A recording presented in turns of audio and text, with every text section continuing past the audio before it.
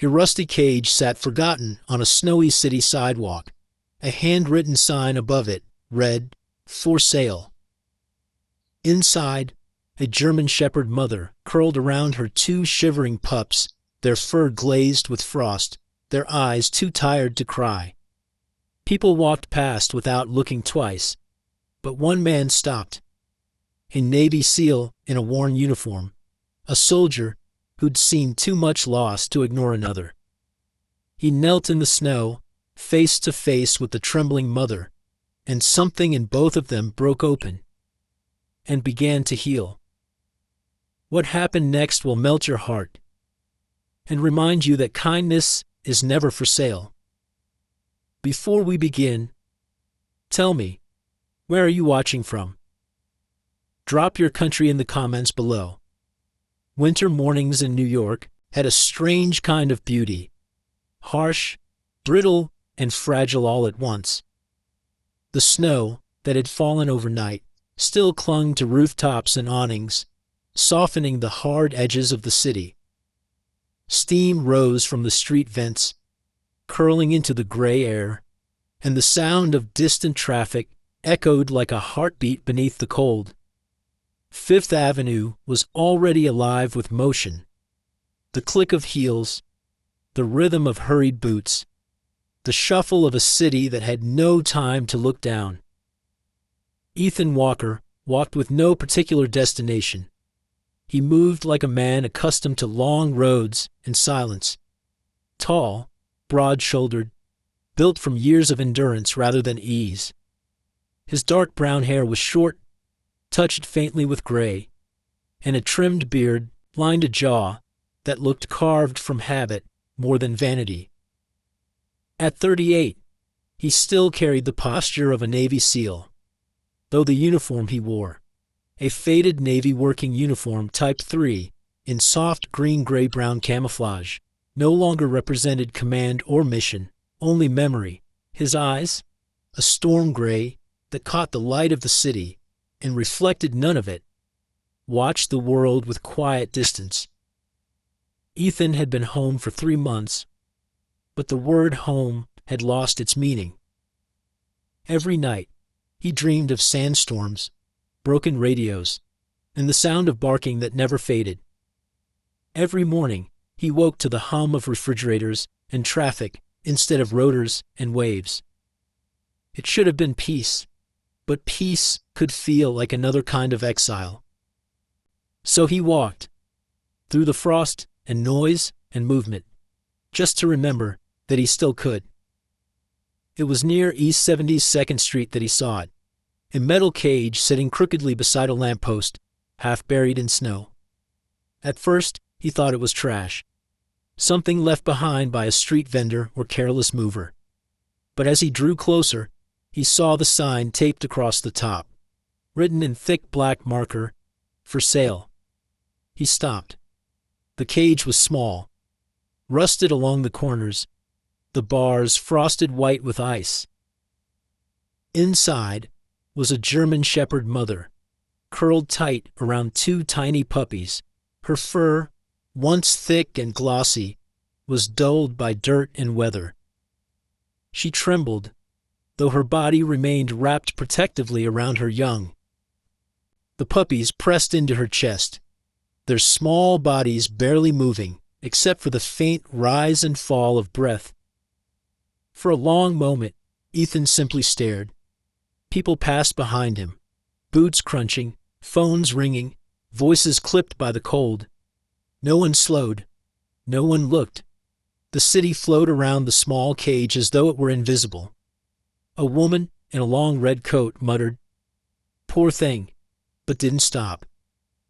Ethan felt a hollow ache in his chest. It wasn't anger, not yet, just recognition. He had seen that look before, a living creature waiting for help that never came. It was the same expression he'd seen on the faces of stray dogs on deployment. The same one in the mirror after the funerals of friends. He crouched beside the cage, the movement natural, precise. The dog stiffened, ears twitching, body coiled to protect. Ethan kept his hands visible and his tone calm. "Hey there," he murmured, his voice low and steady. "Easy. It's all right." The mother's eyes lifted to meet his. They were a deep, glassy brown, ringed with red from cold and exhaustion. Her breathing was shallow, fogging the air between them. She didn't growl, only stared, measuring him with the same cautious patience he once used to clear rooms in silence. He studied the collar around her neck, thin nylon, torn at the edges, too tight. Whoever left her had done so with purpose. He imagined the moment, the car door slamming, the tail lights disappearing, the sound of wind filling the space where loyalty once lived. Above the street, 6 stories up, Eleanor Pierce sat by her frost-lined window. 70 years old, hair silver and soft as dust, she had a small, tidy apartment, filled with books and photographs that smelled faintly of tea leaves. Once, she'd been an English teacher at a neighborhood high school. Now she spent her days watching the street below, her world reduced to the rhythm of strangers' footsteps. Since her husband Richard, a Vietnam veteran with gentle hands and haunted eyes, had died 10 years ago, winter had always felt longer. From her window, Eleanor saw the man pause at the cage. She watched as he knelt, the movement slow and deliberate, like someone lowering himself into memory. Something about his posture struck her. The straightness of his back, the careful stillness of his hands. She knew that stillness. She'd seen it in Richard when he came home from war, when words had become something fragile, something easily broken. On the street, Ethan exhaled softly. "Who left you out here, huh?" he whispered. The words came out as breath, not sound. The dog tilted her head slightly. He removed one glove and reached toward the cage, not to touch, just to let her smell his hand. His skin stung in the cold. "It's okay," he said again. "I'm not going to hurt you." The German shepherd's nose twitched. For a moment, nothing happened. Then slowly, she leaned forward and sniffed his fingers through the bars. The gesture was small, but it broke something inside him. A wall he hadn't realized was still standing. Her trust was tentative, fragile, undeserved, and yet she gave it anyway. A bus roared past, shaking the pavement. Snow fluttered from a nearby awning and landed across Ethan's shoulders, melting into the fabric of his jacket. He didn't move. The world went on, but for him, the noise faded to nothing. He looked at her pups, 2 tiny shapes pressed beneath their mother's chest. One whimpered softly, the sound barely audible above the city's hum. The mother nudged it with her muzzle, a quiet, instinctive motion. Ethan's throat tightened. Above, Eleanor leaned closer to the window, her breath fogging the glass. She whispered to herself without knowing why, "Don't let her freeze." Ethan's hand rested on the cage, his fingertips brushing cold metal. He could feel the pulse of warmth behind it, the faint promise of life holding on. "You've been fighting too long," he said under his breath. The German shepherd blinked slowly. Their eyes met, gray to brown, human to animal, survivor to survivor. In that instant, the sounds of Fifth Avenue vanished. The horns, the footsteps, the conversations, all fell away. The snow drifted softly between them like falling ash, and the only thing that existed was that silent exchange of understanding. Ethan felt something stir deep within him, a memory of loyalty, of loss, of the quiet instinct to protect what cannot protect itself. He didn't move closer, didn't speak again. He simply stayed there, kneeling in the snow, his breath mingling with the dog's, his heart steadying for the first time in months. And in that quiet, beneath the gray sky of a city too loud to notice, Ethan's eyes met the wet, trembling eyes of the German Shepherd mother. A single, wordless moment hung between them. Fragile, still, and strangely sacred. A moment of silence, in the middle of the noise. The snow had started falling harder now, the flakes growing heavier and slower as they drifted past the glow of the streetlights. The world looked washed in silver, quiet except for the distant growl of a taxi engine somewhere down Fifth Avenue. Ethan stayed crouched beside the cage, the wind tugging at his jacket. The German Shepherd mother hadn't looked away from him once.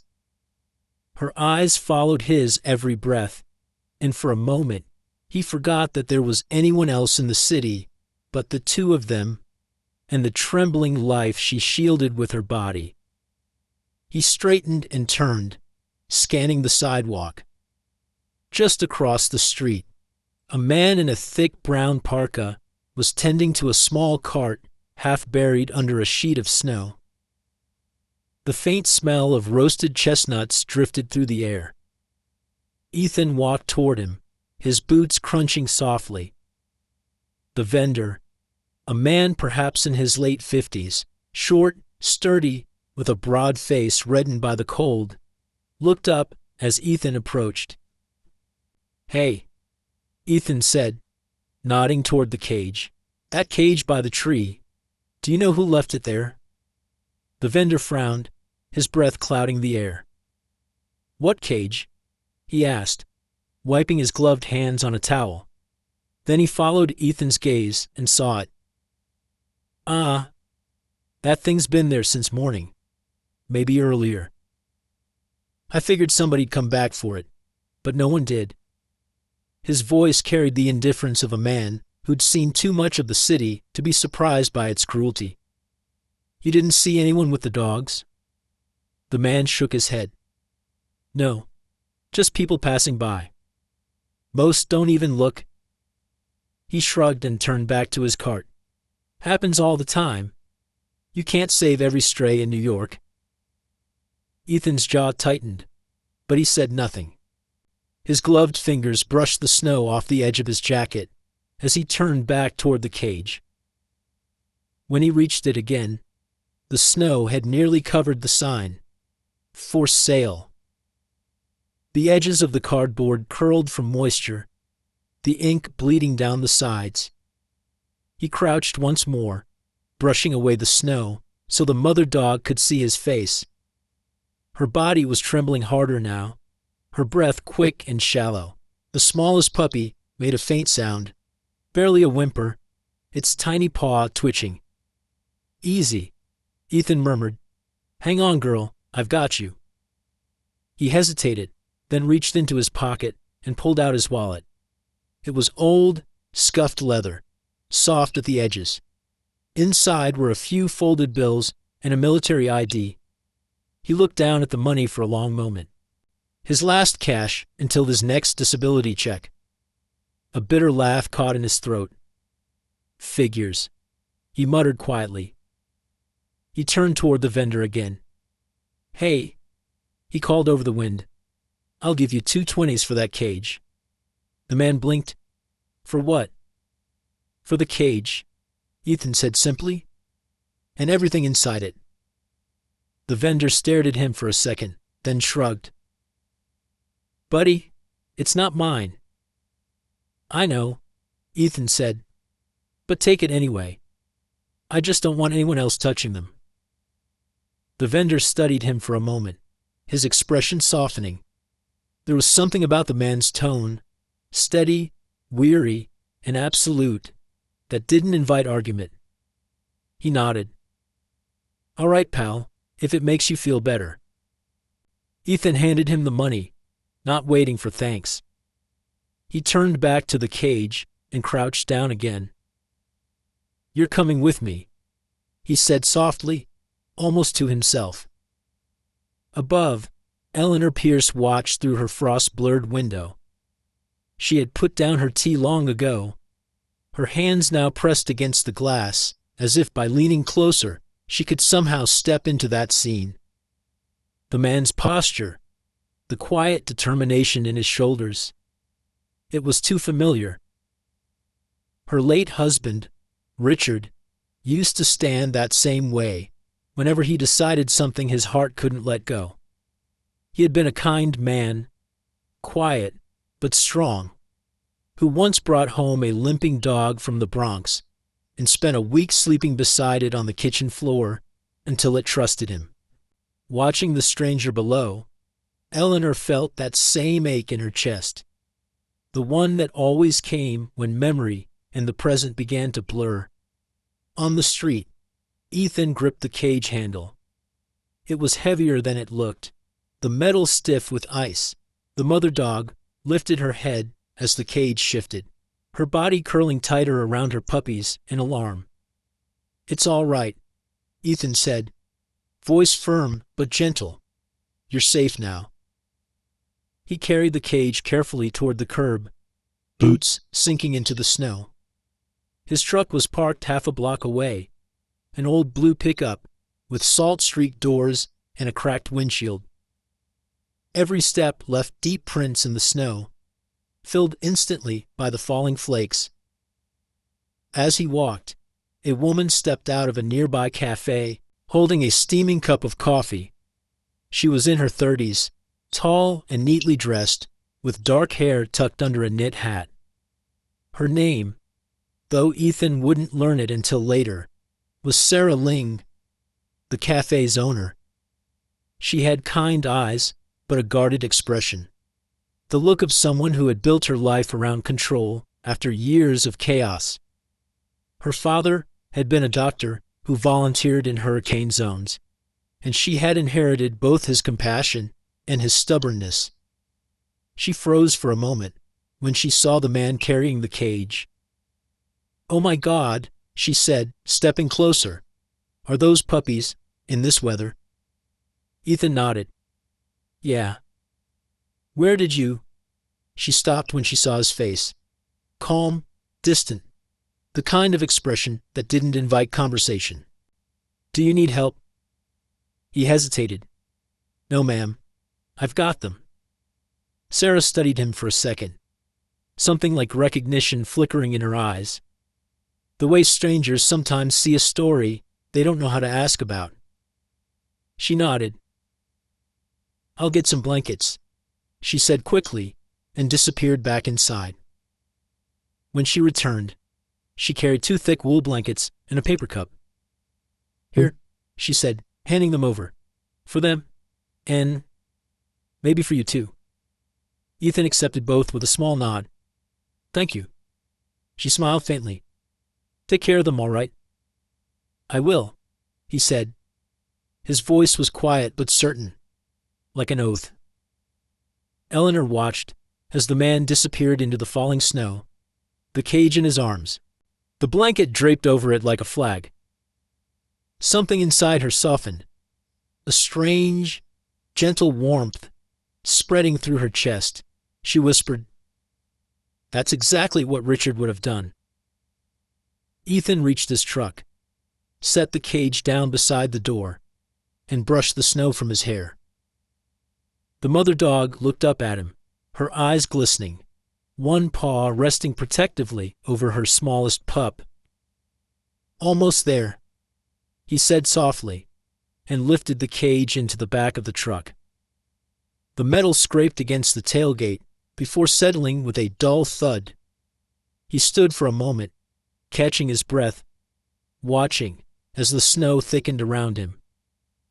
The lights from the cafe cast a faint amber glow across the street, illuminating the trail of his footprints that led straight from the cage to the truck, each one deep and deliberate, a map of quiet resolve. Ethan pulled the blanket tighter over the cage, then closed the tailgate with a soft click. For a moment, he just stood there, listening, to the wind, to the muffled hum of traffic, to the fragile rhythm of 3 small lives behind him. He climbed into the driver's seat, glanced once more into the rearview mirror, and saw the faint outline of the mother dog watching him. Then he exhaled slowly, shifted into gear, and drove away through the curtain of falling snow, leaving only a line of footprints sinking deeper into the white behind him. Snow still clung to the cuffs of Ethan's trousers by the time he reached his small apartment in Brooklyn. The neighborhood was quiet, a patchwork of aging brick buildings and narrow streets half buried under slush.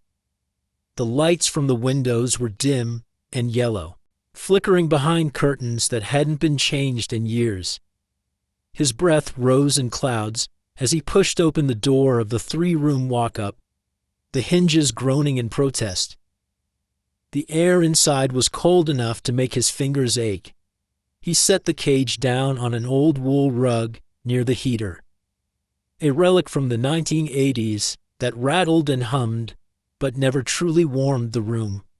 The German Shepherd mother pressed herself into one corner of the cage, trembling but alert, her eyes tracking every move he made.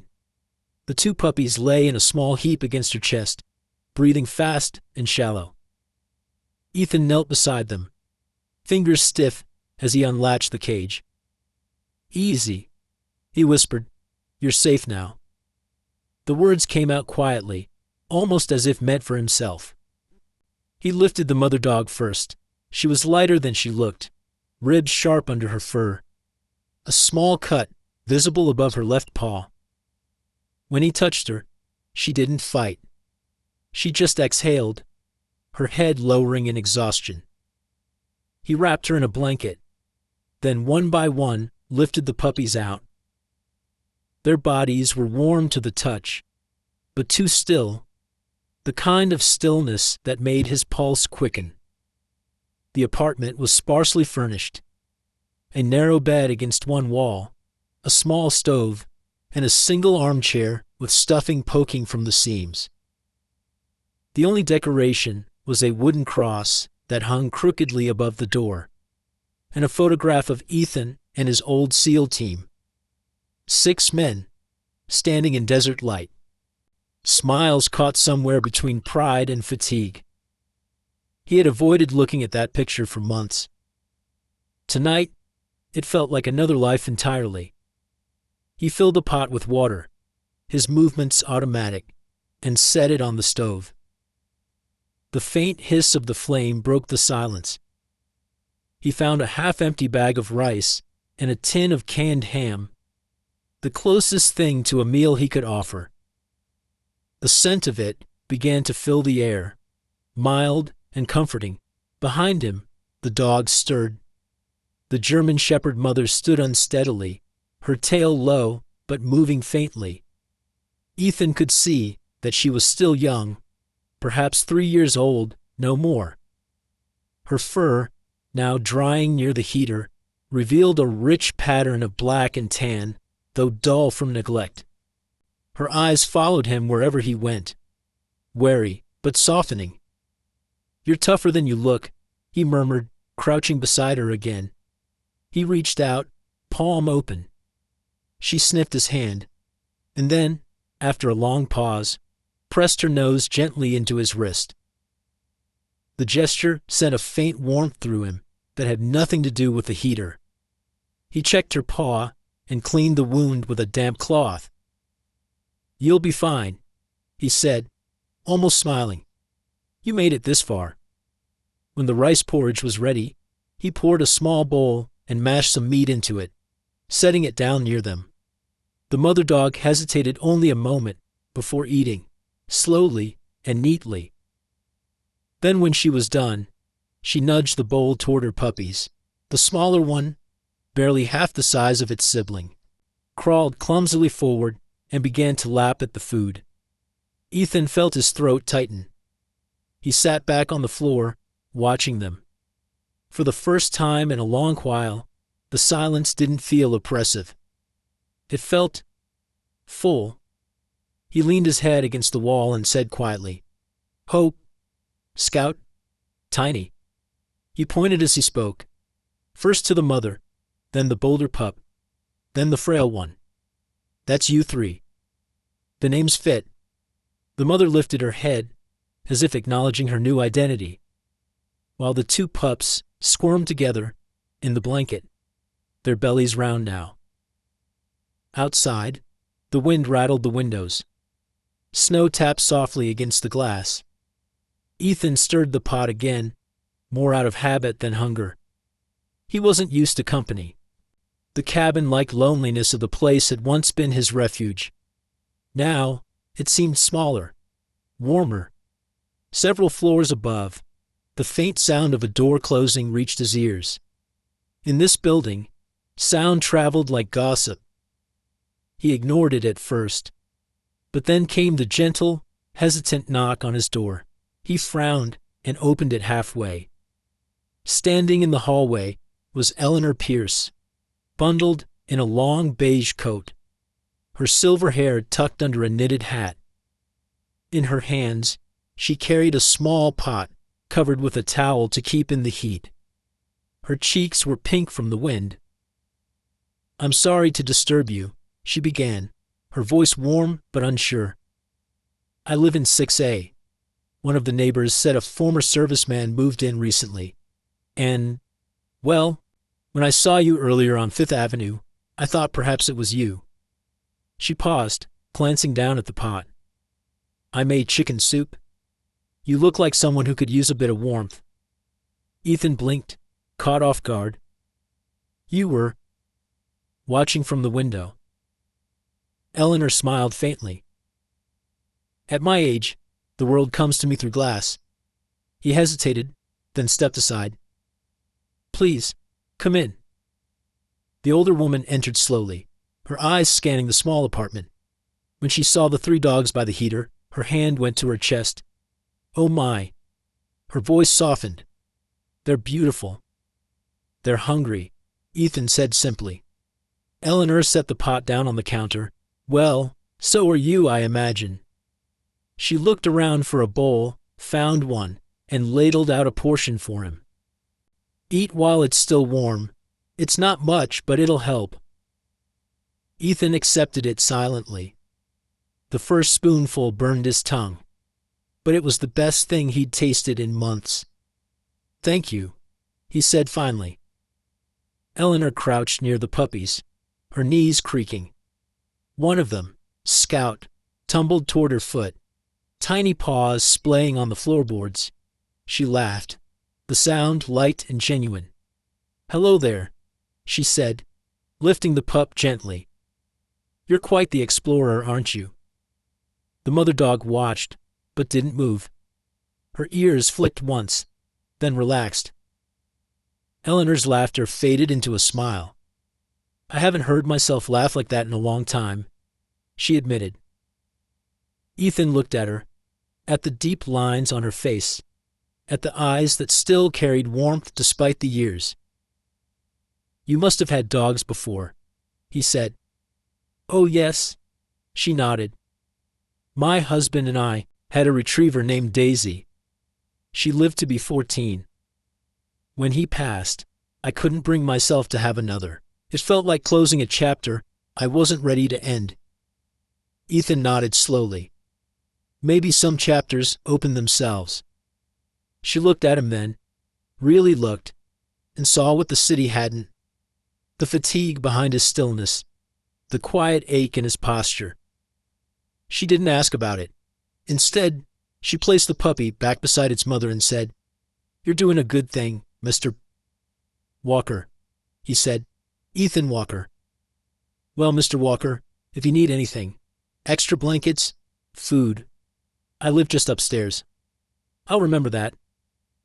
As she stood, Hope, the mother dog, lifted her head and licked Eleanor's wrist. The older woman froze, then smiled again. "Thank you, dear," she whispered. "It's been a while since anyone trusted me that quickly." She turned toward the door, her scarf brushing against her cheek. Ethan walked her there, his usual reserve replaced by a quiet sincerity. "Thank you for the soup," he said. "Take care of them." she replied softly. "They're not the only ones who need saving." When the door closed behind her, Ethan stood for a moment in the stillness. The firelight from the stove flickered across the room, casting a soft glow on the dogs huddled together and on the bowl of half-eaten soup on the counter. He turned back toward the heater. Eleanor's laughter still lingered faintly in his ears, mixing with the soft crackle of warmth. He knelt by the dogs, adjusting the blanket around them, and for the first time since returning from the war, he realized something unfamiliar had settled into the room. It was peace, fragile, quiet, but real. He looked toward the door, where Eleanor had just stood, then at the small family of dogs beside him. The firelight caught his expression, softening the edges of a man who'd forgotten how to smile. And when Hope rested her head on his knee, the faintest curve found his lips. The home, for once, didn't feel empty. It felt alive. The morning broke gray and thin over Brooklyn, the kind of pale winter light that looked like it had been strained through frost. Ethan stood outside the small veterinary clinic, tucked between a laundromat and a bakery, the faint smell of yeast and detergent mixing oddly in the air. He adjusted the hood of his worn navy jacket and glanced down at the 3 dogs waiting beside him. Hope sat obediently, her posture straight but cautious, her eyes following every passerby. Scout sniffed the snow-covered sidewalk with curiosity, his small tail wagging with bursts of bravery, while Tiny shivered beneath the wool blanket wrapped around him, his small body pressing against his mother's leg. The sign above the door read Maple Grove Veterinary Care, its paint cracked by years of weather. A bell chimed when Ethan pushed the door open. The warmth inside hit him like a wave, clean, bright, and faintly smelling of antiseptic. A woman behind the counter looked up with a welcoming smile. She appeared to be in her late 20s, with chestnut brown hair tied into a messy ponytail, freckles across a fair complexion, and a pair of clear, intelligent green eyes. Her name tag read Dr. Marissa Lane. "Good morning," she said, setting aside a clipboard. "How can we help you today?" Ethan nodded slightly. "I found them 2 nights ago, the mother and her pups. They were left in a cage on 5th Avenue. The warmth in Marissa's smile faltered, replaced by a shadow of concern. "Left in a cage? In this weather?" She came around the counter, her movements quick and purposeful. "Let's get them checked right away." She led him to a small exam room, walls painted a calming pale green. Ethan lifted Tiny first, then Scout, and finally Hope onto the table, one by one. The mother dog's gaze stayed locked on him, anxious, her ears twitching. "It's all right," Ethan murmured, keeping one hand on her back. Dr. Lane worked efficiently, her tone gentle as she examined each dog. She ran practiced hands over Hope's ribs, checked her teeth, and inspected the faint scar near her paw. "She's underweight," she said quietly, "and dehydrated. But her muscle tone's good, strong. She's been cared for at some point. Recently, maybe." She moved to the puppies. "These 2 are about 5 weeks old. The smaller one's a bit weak, but nothing irreversible. You did the right thing bringing them in." Ethan's shoulders relaxed slightly. "So, they'll be all right." "With rest, warmth, and food, yes," she said. Then her brow furrowed as she pressed gently on Hope's abdomen. "But this—" She paused, glancing up at him. "You said they were abandoned, not lost." "They were left with a for sale sign," he replied grimly. Marissa sighed. "That fits." "Fits what?" She took off her gloves and rested both hands on the edge of the table. "This isn't the first case I've seen like this. The scar near her paw, that's from a binding rope. not an accident. And the way her milk glands are swollen. She's been overbred. Probably part of a backyard breeding operation. Ethan's jaw tightened. You mean? I mean, she said, lowering her voice. Someone was making money off her, breeding litter after litter, selling the pups cheap to avoid attention. When she couldn't produce as fast, they dumped her. For a moment, the only sound in the room was the faint hum of the overhead light. Ethan stared at the table, his fists curling slowly. Hope looked up at him, her eyes calm but searching, as if to remind him that anger wasn't what she needed right now. Protection was. Do you know where? He asked finally. Who's behind it? Marissa shook her head. Not yet, but there's a pattern. Dogs like her show up every few months, always from the same parts of the city. The Bronx, sometimes Queens. There was a case last year. A whole breeding lot shut down after neighbors complained about the smell. The people running it just disappeared. Ethan's gaze sharpened. Then they're still out there. I'm afraid so. He exhaled slowly, rubbing his thumb over the scar on his palm. A small mark he'd gotten years ago when a door blew open mid-operation in Kandahar. Back then, his mission had been to stop men who traded lives for power.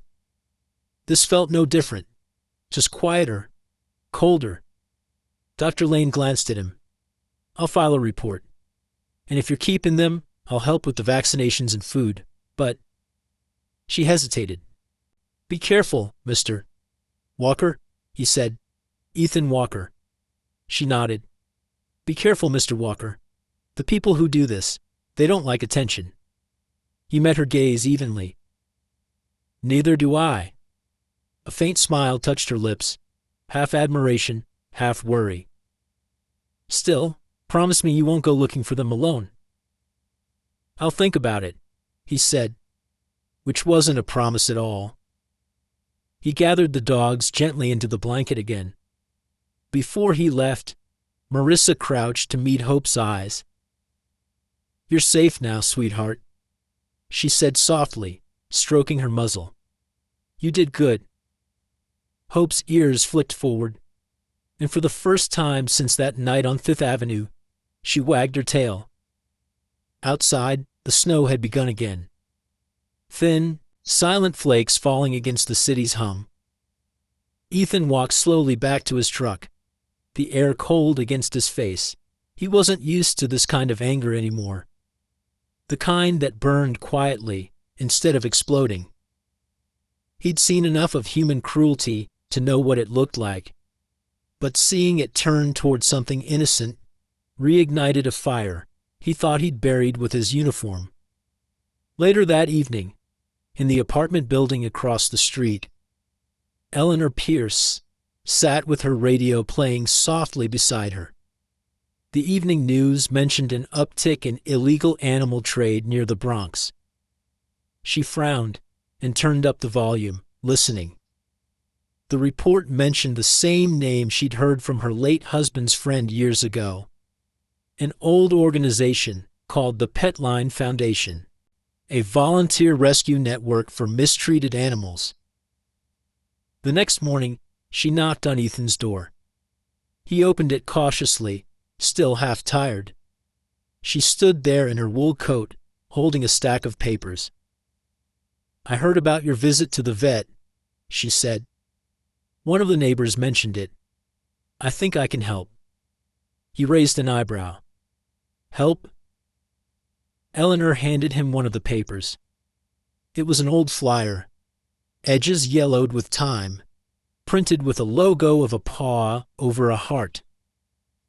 The Petline Foundation, because every life deserves a second chance. My husband used to donate to them, she explained. They helped shut down an illegal breeding site in the Bronx years ago. Maybe they can do it again. Ethan studied the paper for a long moment.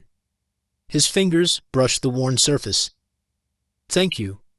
he said quietly. She smiled. "I know that look, Mr. Walker. My husband had it too. The one that says you're about to go do something dangerous for the right reasons." Ethan didn't deny it. He just folded the flyer and slipped it into his pocket. As Eleanor turned to leave, Hope padded up behind him, tail swaying gently. The older woman reached down to stroke her fur. "Take care of her," she said softly. "And yourself." He nodded. "I intend to." When she was gone, Ethan stepped outside. The city looked softer in the snowfall. Quieter. But beneath the stillness, he could feel the wrongness of what he'd learned settling deep into him. He looked down at Hope and murmured, "No one deserves to be caged just for existing." And for the first time, the promise didn't feel like a thought. It felt like a mission. By late afternoon, the sky above Brooklyn had turned to iron. Clouds hung low and heavy, sagging with the promise of a storm that the radio had been warning about all morning. The wind picked up first. Thin, sharp gusts that slashed down the narrow street like invisible knives. Then came the snow, thick and relentless, erasing color, sound, and distance. Within an hour, the world had become white and strange, as though the city had folded into silence. Inside his apartment, Ethan moved quickly. The old building groaned under the cold, the windows rattling with each new gust. He stacked the last of the firewood beside the stove, then spread his few remaining blankets over the couch and floor.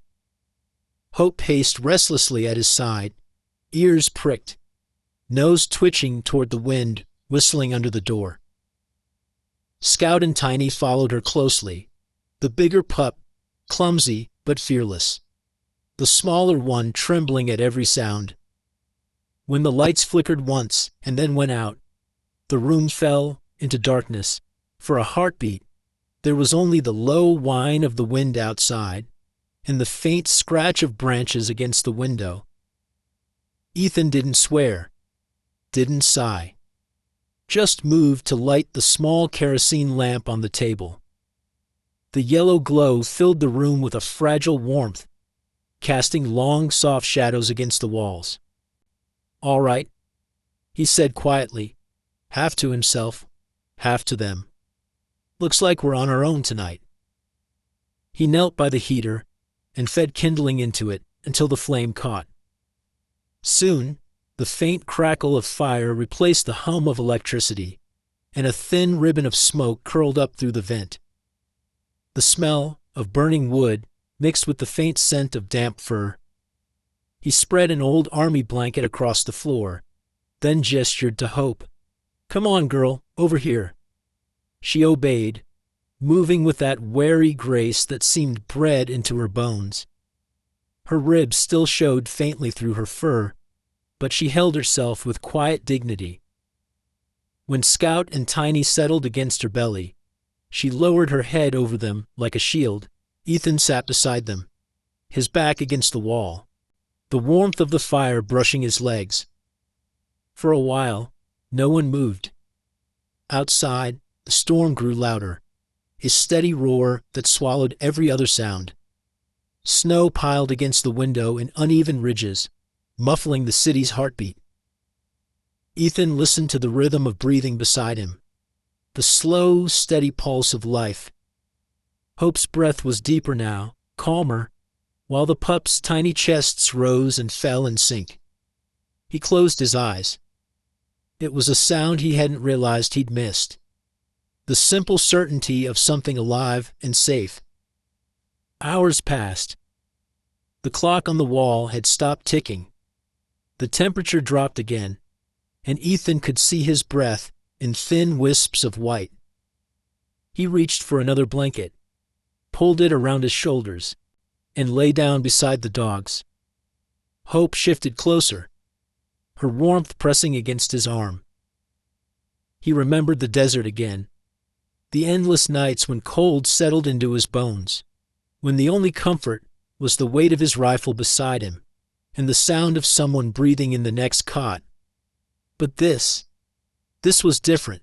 There was no mission, no enemy, no noise of distant mortar fire, just stillness, just warmth. He was drifting toward sleep when a soft knock sounded on the door. 3 gentle taps, then silence. He frowned, sat up, and crossed the room. When he opened the door, a rush of snow blew in, followed by a faint yellow glow. Standing there in the hall was Eleanor Pierce, wrapped in a thick wool coat and holding an old oil lantern. Her hair was tucked beneath a knitted cap, snowflakes clinging to the strands that had escaped. In her other hand, she carried a small basket. "I saw your lights go out," she said, her voice trembling slightly from the cold. "The whole block's out. I thought I'd check in on you." Ethan blinked. "You walked over here? In this?" "I've seen worse," she said, with a faint smile. "Besides, I didn't come empty-handed." She lifted the basket. "Soup and bread, still warm." He stepped aside immediately. "Come in before you freeze." She entered carefully, setting the lantern on the table. Its light mingled with the glow of his own lamp, turning the room gold.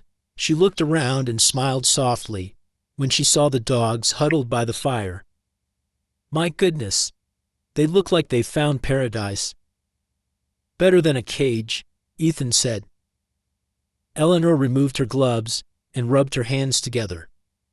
"So this is what your generation calls roughing it." Her tone was teasing, but kind. Ethan smirked faintly. "We've had worse setups in the field." "I imagine," she said, "but at least now you've got better company." Hope lifted her head as Eleanor approached, tail thumping softly against the floor. Scout barked once, a quick, uncertain sound, but stopped when Ethan raised a hand. Eleanor crouched down, her knees popping audibly. "Hello there," she said gently. "You must be the brave one." She reached out slowly, letting Hope sniff her fingers before giving her a gentle scratch behind the ear. "And these two," she said, smiling as the puppies stirred, "are your little miracles." "They've earned their names," Ethan said. "Hope, Scout, and Tiny. They suit them." For a while, they talked in low voices, sharing soup from the same pot. The warmth from the fire deepened. The small space filled with the faint sound of wind and crackling wood. Eleanor told him about the winter she and her husband had spent without power back in 1978. How they'd played cards by candlelight and made jokes to keep from worrying. She laughed at the memory, and the sound lit something inside the room, something brighter than fire. "You know," she said after a pause, "you remind me of him sometimes. My Richard. He had that same look in his eyes when he brought home that stray retriever all those years ago. Like he needed to save something in order to keep himself from breaking." Ethan didn't answer right away. He stared into the fire, its light flickering across the hard lines of his face. "Maybe he did," he said finally. "Maybe that's what we all do. Try to save something small when we can't fix the big things." Eleanor nodded slowly. "And sometimes," she said, "the small things save us instead." The wind howled outside, shaking the window frames. The lamp flame danced wildly for a moment before steadying again. Hope stretched, pressing her nose against Ethan's arm. He looked down, smiling faintly. "Yeah," he murmured. "Maybe they do." Eleanor watched him quietly, her expression soft. "You're not alone anymore, you know." He glanced up at her, caught off guard. "I mean it," she continued. "This building, it's old, but it's full of people who care. You should let them." "I'll try," he said, though his voice sounded uncertain even to himself. "That's all any of us can do." They fell into a comfortable silence. A fire crackled. Snow beat softly against the window. Scout yawned, curling into his mother's belly, and Tiny's tiny paw rested against Ethan's knee. Eleanor leaned back in her chair, lantern light painting gold across her face. It was the kind of silence that didn't feel empty anymore. It felt shared, earned. The storm outside raged for hours, the wind battering against brick and glass, but inside, warmth gathered like breath. By the time midnight came, the fire had burned low, and the lamplight dimmed to a faint amber glow. Hope slept with her muzzle resting on Ethan's leg, her pups nestled close. Eleanor had dozed off in the armchair, her scarf still around her neck, her face peaceful. Ethan adjusted the blanket around her shoulders, then lay back on the floor beside the dogs. The last embers flickered in the stove, throwing faint, shifting patterns of light on the ceiling. For the first time in years, he felt the deep, unfamiliar comfort of belonging. Not to a mission, not to a uniform, but to a moment. Outside, the storm continued its fury. But inside, 3 dogs and 2 lonely souls slept beneath the same fragile roof, bound together by the simplest kind of warmth, the kind that came from trust. The morning after, the storm rose quiet and pale, a stillness that felt almost sacred. Snow blanketed the streets of Brooklyn like a white shroud, softening the edges of cars, trees, and old brick buildings. The storm had passed, but the air still held its bite, cold enough to sting the lungs. Inside his apartment, Ethan woke to the sound of tiny paws scurrying across the floor. Scout was chasing a bit of string he'd found, while Tiny stumbled after him in clumsy determination. Hope lay near the stove, eyes half closed, the slow rhythm of her breathing blending with the gentle crackle of the rekindled fire. For a few minutes, Ethan allowed himself to simply watch them. It was strange how easily peace could settle into a place when the world outside had gone silent. He poured himself a cup of black coffee from the tin pot on the counter, steam rising into the frosted air, and rubbed his temples. The night had been long, but not lonely. He hadn't realized until now how deeply he had missed sharing quiet with someone, or something. He pulled on his coat and opened the door to fetch a breath of cold air. That was when he saw it. The footprints. They were fresh, pressed deep into the snow right outside his door. Not the small, scattered prints of a neighbor, but heavy ones. Men's boots, treads wide and deliberate. There were 2 sets, both leading up to his door, both ending there. None led away. Ethan crouched down, studying them closely. His military instincts kicked in without thought. Weight distribution, direction, depth. Whoever had been here wasn't just passing through. They had stopped, stood, maybe listened. The snow from the night before had covered most tracks in the area, yet these were clean, crisp, new. He straightened slowly, scanning the hallway. The air felt different now, thicker somehow, quieter. He looked toward the end of the corridor, where dim light filtered through the cracked window. Nothing moved, but something in his chest tightened, a familiar tension he hadn't felt since deployment. When he closed the door again, Hope had risen to her feet, tail low, hackles slightly raised. She looked at him, then at the door, and let out a single low growl, soft but certain. "Yeah," Ethan muttered. "I saw them too." He crossed the room and drew the curtains halfway. For the first time since he'd brought them home, the apartment didn't feel like a refuge. It felt exposed. After a moment of thought, he picked up his phone and scrolled through his contacts. He'd added the local police station number the week before, after Dr. Lane had warned him about the illegal breeders. He hesitated only a second before dialing. "Brooklyn, 75th Precinct. This is Officer Turner," came a steady voice on the other end. "Morning," Ethan said, his tone level. "My name's Ethan Walker. I think someone came by my apartment last night. I'm fostering a few dogs that might have been part of an animal trafficking case." There was a pause.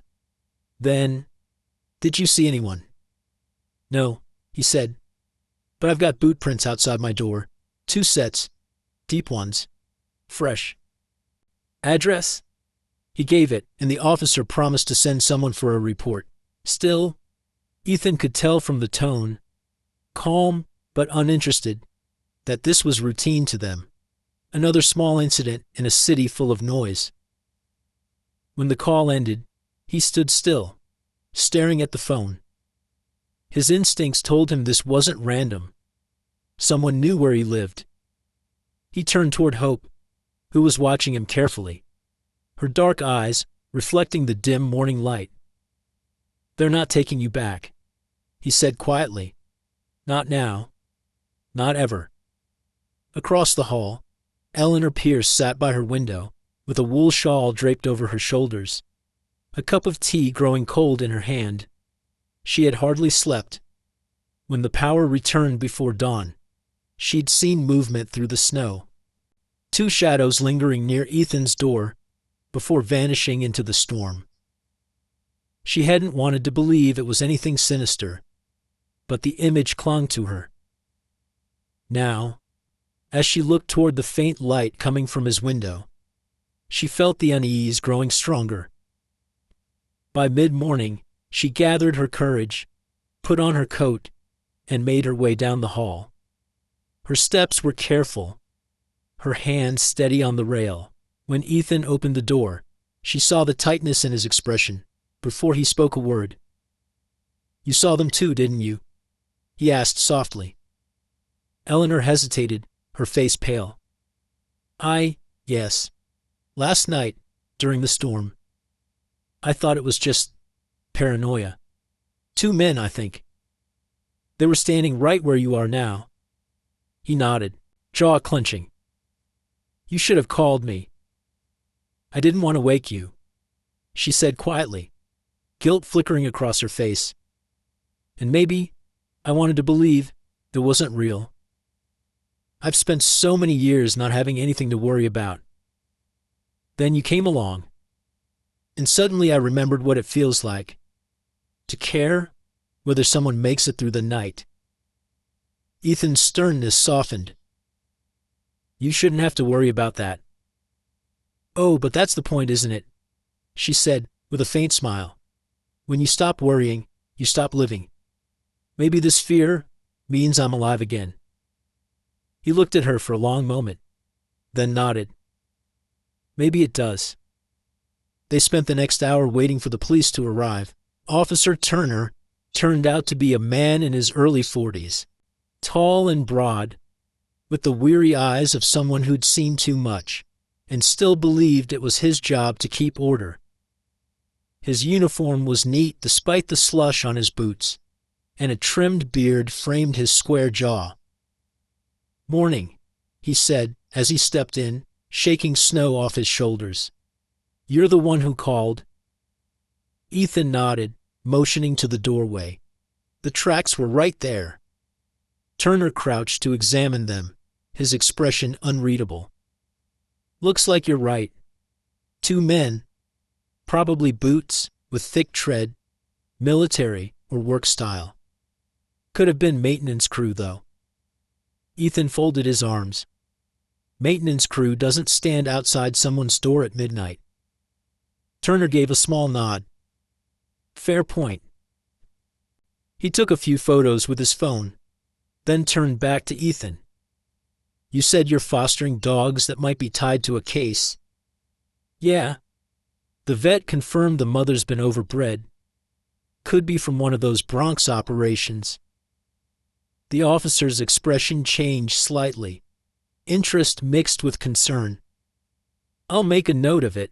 You did the right thing calling this in." He closed his notebook and glanced around the small apartment, eyes settling briefly on the 3 dogs by the fire. "Cute bunch," he said softly. "You've got a good heart, Mr. Walker. Just be careful who finds out about it." When he left, Eleanor lingered near the door, her lantern still burning softly. "Do you think they'll come back?" she asked. Ethan looked toward the window. Snow swirling outside like dust in a forgotten dream. "If they do, they'll regret it." She smiled faintly, though worry shadowed her eyes. "I believe that."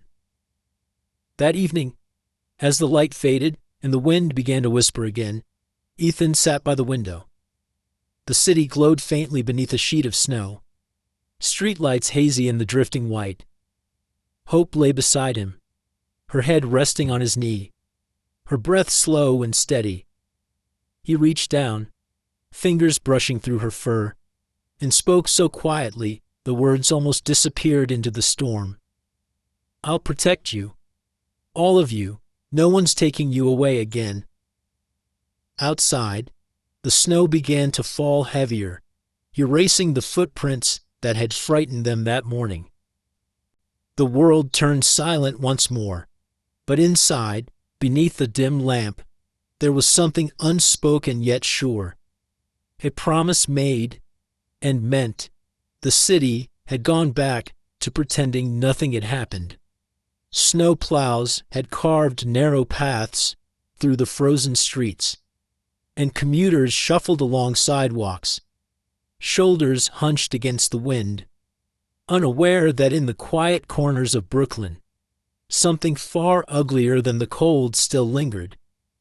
Ethan Walker didn't pretend. He'd learned long ago that evil didn't disappear when ignored. It just waited for nightfall. He stood by the window of his apartment. The lights dimmed. The room bathed in the soft glow of the heater. Hope lay at his feet, her eyes half open but alert, while the 2 pups, Scout and Tiny, slept curled into the blanket near the fire. Outside, the world was painted in shades of blue and silver. The street below was nearly empty, except for the occasional rumble of a distant car. Then, just after midnight, a sound broke the stillness, the low growl of an engine pulling to a stop. Ethan's eyes narrowed. He moved closer to the window, careful not to cast a shadow against the glass.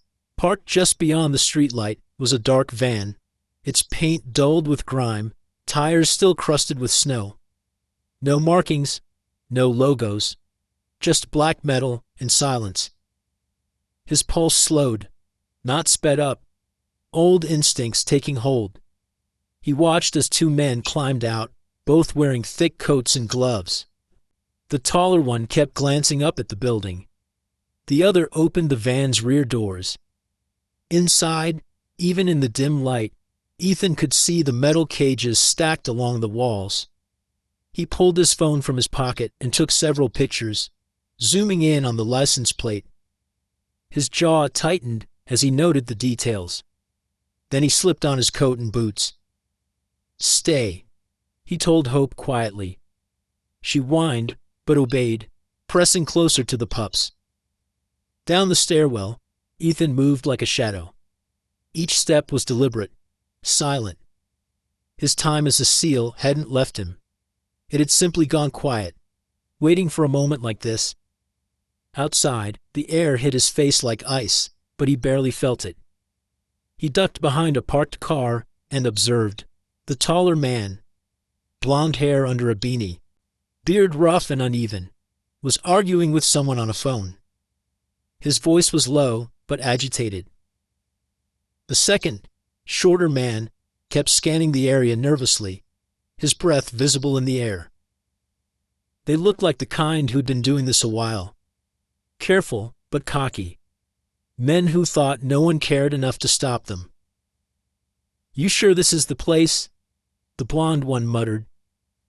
"Yeah," the other replied. "Boss said the guy's got one of the females we lost last month. She's worth good money. Get her, And the pups too. He won't fight back. Nobody does. Ethan's expression didn't change, but a cold, clean focus settled over him. He moved along the edge of the building until he was behind them. Then he waited. The blond man pulled a small crowbar from his coat and started toward the entrance. Ethan stepped out of the shadows. "You're lost." Both men froze. The shorter one turned first, his eyes widening when he saw Ethan's stance, calm, balanced, unmoving. There was something in the man's bearing that didn't belong to a civilian. "Who the hell are you?" the blond one demanded. "Someone who's had enough of people like you," Ethan said evenly. The man sneered and took a step forward. "Look, pal, mind your business." Ethan didn't answer. When the man raised the crowbar, Ethan moved, a blur of motion honed by years of training. He grabbed the man's wrist, twisted sharply, and sent the tool clattering into the snow. The second man lunged, but Ethan turned, using his momentum against him, sending him sprawling to the ground with a heavy thud.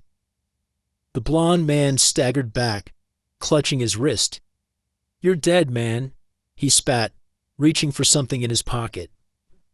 Ethan kicked forward, striking the man's arm.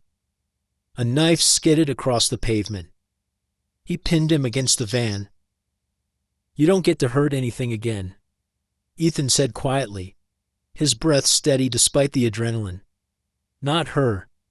Not anyone." At that moment, flashing blue lights swept across the street. Officer Turner stepped out of his cruiser, gun drawn, his voice firm. "NYPD, hands where I can see them." The shorter man tried to bolt, but Turner was faster, slamming him against the hood. The blonde raised his hands, cursing under his breath. Within seconds, the scene was surrounded. Another patrol car pulled up, headlights cutting through the snow. "Walker," Turner called, recognition flashing across his face. "You again." Ethan exhaled slowly. "Told you they'd come back." Turner holstered his weapon and signaled his partner to cuff the suspects. "Looks like you were right. You got pictures?" Ethan nodded, handing over his phone. "License plate, faces, cages, everything." "Good," Turner said. "We'll tie this to the Bronx case. You might have just given us enough to shut down the whole ring." Ethan stepped back, watching as the men were loaded into the cruiser, their curses muffled by the wind. When Turner approached again, his expression softened. "You know," he said, "most people would have stayed upstairs and called it in." "Most people don't owe the world this much," Ethan replied.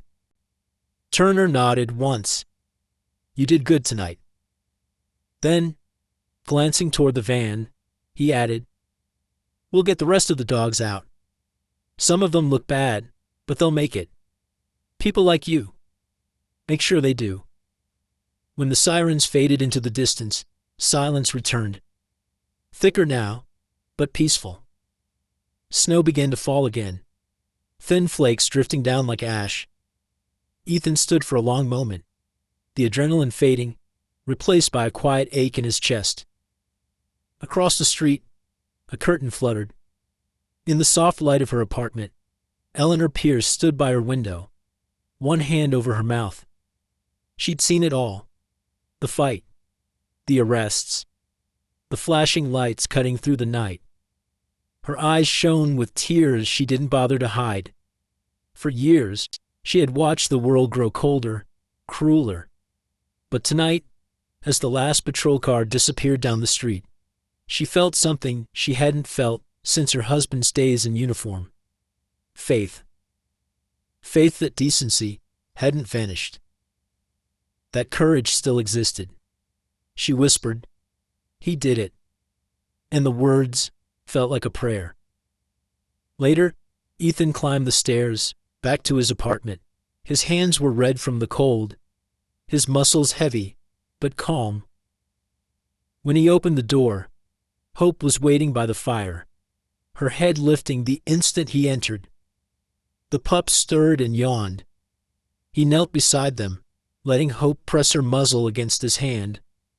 Her fur was warm beneath his palm, her eyes soft and knowing. "It's over," he murmured. "You're safe now."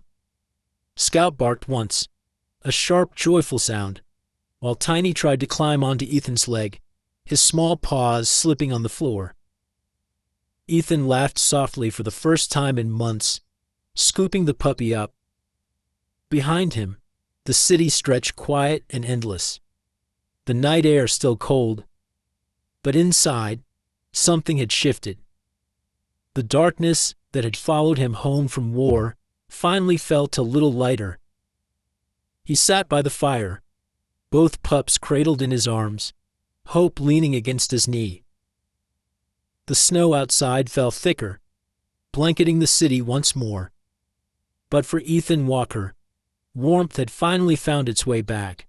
Winter began to loosen its grip on the city. The snowbanks shrank into slush along the curbs.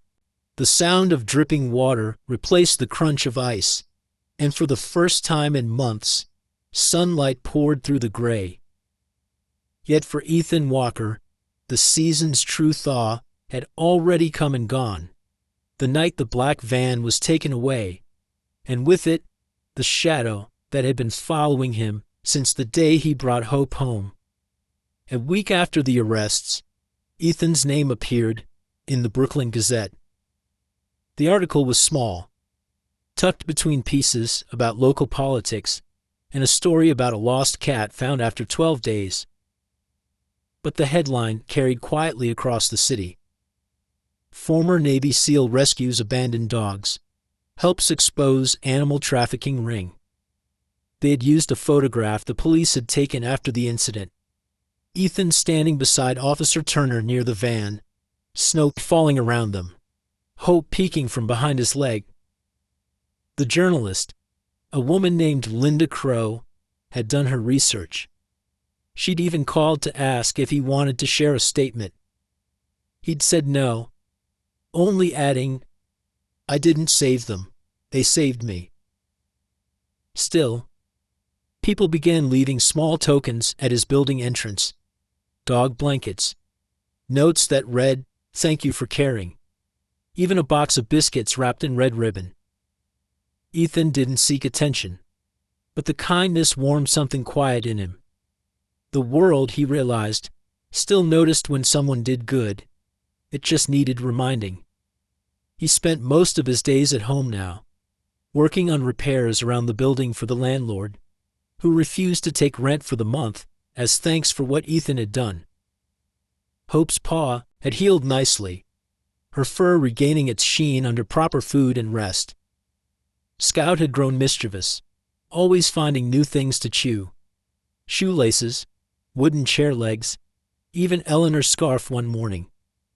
Tiny, still smaller than his brother, had become the gentle one, content to curl in Ethan's lap for hours while he read by the window. It wasn't long before he made the decision official. He signed the adoption papers at Maple Grove Veterinary Clinic, where Dr. Marissa Lane beamed with pride as she handed him the forms. They couldn't have found a better home, she told him. Her eyes lingered on Hope and the pups before meeting his again. "You know, Mr. Walker, animals always find the people who need them most." He smiled faintly. Then they did their job. That evening, he stopped by Eleanor Pierce's apartment with the news. She was sitting in her armchair, wrapped in a maroon shawl, reading an old copy of Little Women. When he told her he had adopted all 3 dogs, her face lit up like a lantern. "I knew you would," she said. "Men like you can't just save something and walk away. You need to see it live." Ethan chuckled softly. "You sound like my commanding officer." She grinned. Then he must have been a wise man. A few weeks later, When spring's first sunlight reached the frozen trees, Eleanor surprised him again. She had sold her larger apartment across town and moved into a smaller one just 2 floors below his. "It's silly for an old woman to live alone when there's a kettle waiting upstairs," she said simply when he asked why. From that day, the evenings followed a gentle rhythm. Around 4 o'clock, Ethan would leash the dogs, Hope walking steady beside him, Scout tugging with youthful energy, Tiny trotting close to his boots. And together, they would stroll through Prospect Park. The same park where the story had begun. The air there still carried the faint hum of winter, the grass damp beneath patches of snow. But life had returned. Families played, children laughed, and sometimes strangers stopped to pet the dogs and say, "You're the man from the paper, aren't you?" Ethan would only smile and nod. At home, Eleanor would join him for tea around dusk. She'd bring fresh scones from the bakery downstairs, while he brewed the strong black tea she claimed reminded her of her husband. Their conversations drifted from the past to the present. Stories of her teaching years and his deployments, tales that began in deserts and ended in quiet corners of Brooklyn. Hope would rest near the window, keeping watch over the city like a sentry who finally knew she was safe. The pups wrestled nearby, their small barks filling the space with life. More than once, Eleanor found herself laughing so hard she had to wipe her eyes. "I never thought I'd hear laughter echo in these halls again," she said one evening. "That's what happens when you share your home," Ethan replied. "It gives the walls a heartbeat." She looked at him thoughtfully. "You sound like a man who's found his peace." He paused, glancing at the dogs. "Maybe I just stopped running from it." Outside, spring snow began to fall again, thin and fleeting, melting as it touched the ground. The city glowed under the street lamps, soft and alive. Ethan stood by the window, hands resting on the frame, his reflection faint in the glass. The man who stared back no longer looked haunted. The lines on his face were still there, but they carried something new: acceptance. On the wall behind him hung a small wooden frame. Inside it, pressed under glass, was the faded for sale sign he had taken from the cage months ago. The ink had blurred from moisture, the cardboard rough and torn at the edges, yet it stood there now, between photos of Hope and her puppies, a quiet reminder of everything he'd fought for. One evening, Eleanor came up with her camera, a small vintage Polaroid that had belonged to her husband. "We should take a picture," she said, "something to prove that happy endings aren't just for books." He laughed, agreeing reluctantly. She positioned him by the window, the fading light framing his shoulders. Ethan wore his old navy jacket, the fabric faded but neat. Hope sat beside him, her head high, the 2 pups curled at his boots. Eleanor stood just behind them, her hand resting gently on the doorframe, smiling softly. The camera clicked. When the photo printed, Eleanor shook it gently, waiting for the image to appear. Slowly, colors emerged: the soft glow of dusk, the warm tones of the fire, the reflection of peace. She handed it to Ethan. "There," she said, "that's what home looks like." He looked down at it for a long time, then smiled. For the first time since leaving the Navy, he felt like he'd arrived somewhere he didn't have to leave. Not a mission, not a place to recover, but a life. The dogs slept soundly that night. Eleanor hummed an old tune in the kitchen as she brewed tea, and Ethan, sitting beside the fire, reached out to touch the old for sale sign one more time. Its rough edges bit softly against his fingers, But the words it once carried no longer meant loss. They meant belonging. Sometimes, miracles don't arrive with thunder or light. They come quietly, in the shape of a wounded dog, a stranger's kindness, or a moment when the heart remembers how to care again. Ethan didn't set out to find a miracle, but one found him, just as grace often finds those who stop long enough to listen. Maybe that's what faith truly is, the belief that love still moves through the world, even when it hides beneath the cold. If you believe that compassion is never wasted, that every act of kindness ripples farther than we can see, share this story with someone who needs hope today. Leave a comment below. Tell us where you're watching from, and subscribe to our channel to keep these miracles alive. May God bless you and every soul that still chooses love over indifference.